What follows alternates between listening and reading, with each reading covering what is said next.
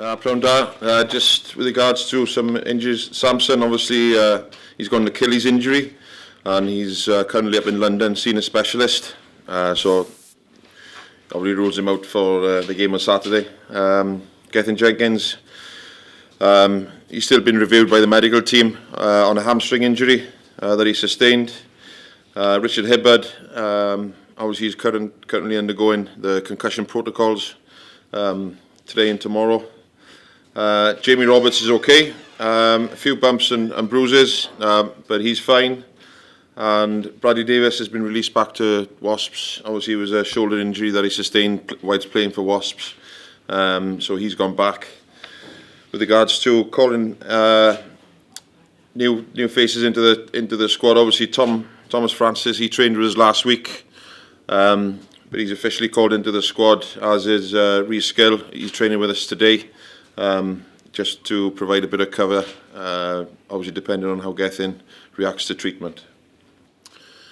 Yeah, it was a hugely physical test, and some of the players' reactions following that match obviously reflected the intensity that they felt, but the fact that they've come out on top makes the bruises feel a little less painful. But the spirit is good, and obviously by keeping ourselves in the hunt, everybody's come in with that appetite and that edge to finish on a high as well, and to build on the momentum created in the last 3 games.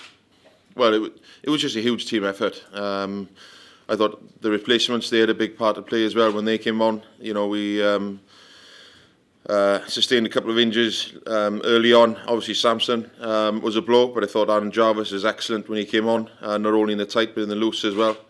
Gethin Jenkins, he was injured when he won a penalty after not even 10 minutes on the clock, and he dug in for the team up until half time, which made Rob Evans' work a lot easier. That he was just gaining his cap just for 40 minutes.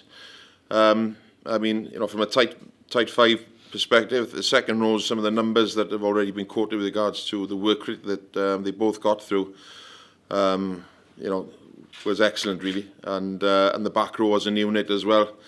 I know Sam got man of the match, but as a trio, I think they excelled and kept their opposite numbers very quiet. So I just think it was a huge team effort, and to single any particular reason for that or phase or whatever would be unfair, because it was a reflection of how hard the players have trained during the week leading up to that game. And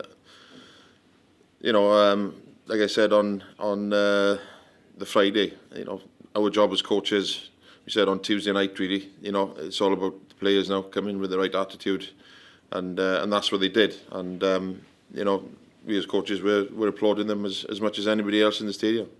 Robin, after the game, Sean Edwards hinted that this could be his final Six Nations campaign, seeing that yours, and Neil Jenkins and Rob Howley's contracts all expire after the World Cup. Have there been any discussions about renewing those contracts? No, depends on if you have a good World Cup. Obviously, you're more likely to get a job then, isn't it? And is that how you've left it with the union? Is it that it'll be based on World Cup performance? Well, it's the nature of the job that we're in. It's performance related. So if the things are going well, you're more than likely to be kept on. If not, then you're not going to be in a job very long. So that's the nature of the employment. So that's for a discussion on another day. For me, this is about Six Nations and then preparing for the World Cup.